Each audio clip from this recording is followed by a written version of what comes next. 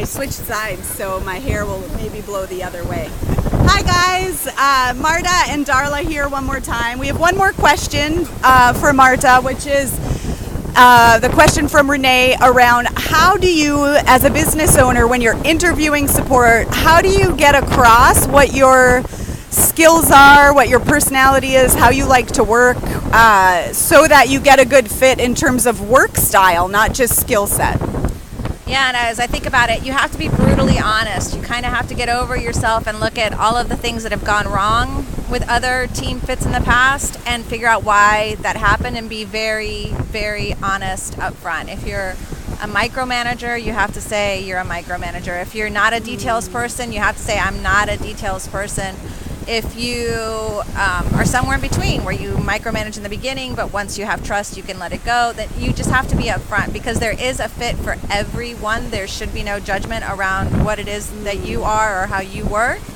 It's a matter of finding the right fit, the right person. You have to go with your gut. It can't be, oh, I like this person or they have a good reputation, so I really want them to work for me, or I've seen the results they got for someone else and I want that for me. It has to be a real fit or it's not going to work. And that's such a great point because people have said, I've hired people that other people referred to me and it wasn't a good fit. Yes, I've had that happen to me a lot, where people will say, oh, I love what you did for so-and-so. Can you do that for me? And yes, in theory, I can totally do it for you. But if it's not going to be a good fit, if we don't like each other or our work styles or... Okay, what are your pet peeves about client work styles?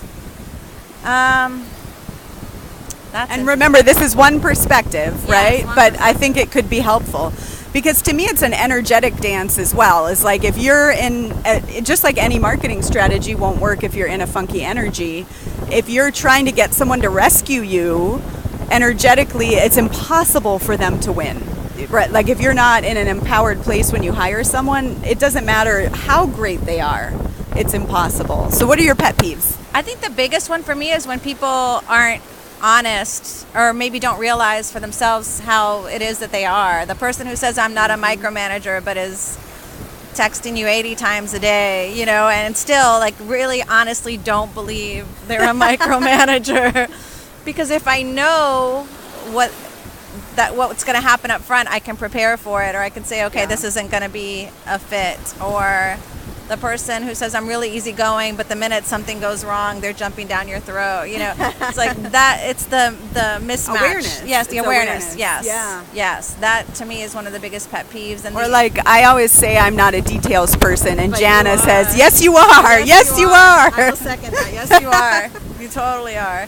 But the other thing, what was I going to say? I lost track of thought. The other thing is people who don't follow through, who just kind of like in the wishy-washy indecision place of, I don't know, should we do this or should we do that? And I've had people, don't make a decision. They don't make a decision and nothing ever happens. And I don't know how they continue to make money, but somehow... Or maybe they don't. Maybe they don't. But I mean, I've worked with people for months at a time where nothing is moving forward, and what's that like as a support person? Because I think I've had clients who have told me stories of, well, I've had VAs in the past, and they didn't get it done when they said, and when I inquire more, it's like they had that VA on retainer for 3 months, never gave them a single thing to do. Then all of a sudden, I need to do a webinar next week. And that person's not even in the habit of helping them, right?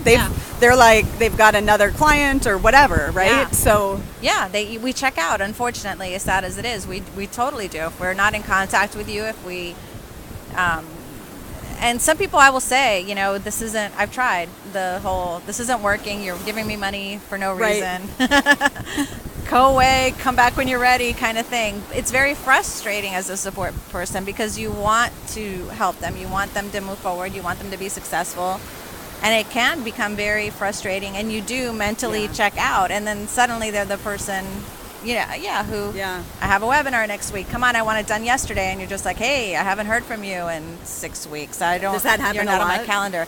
It happens fairly often. Probably less now that you're more selective. Yeah. But in the beginning, maybe more. Yeah, definitely. Yeah. So you've got to stay in communication. And even if you're not using them, like regularly let them know what you're working on, what's coming. You know, like I find I maybe do it too much because I think so far ahead, but I'm always going, like this week here in Mexico, we made our plan for 2018. So we know what 2018 is going to bring. So now everybody knows kind of, it won't be like a surprise when we start to do things this year to prepare us for next year. It won't be a surprise. So you might not be at that stage yet, but make your plan for 6 months from now. So then they know, even if you don't know what the teleclass or webinar is, they know sometime, you know, in May, I'm going to do something. Right. Yeah. And that's super helpful in planning too, because in the meantime, we're taking on other projects, we've taken on other clients, other things have filled that space, and to know, okay, 3 weeks from now, she's likely going to do a teleclass. I need to book that into my calendar is super helpful. Yeah. Awesome.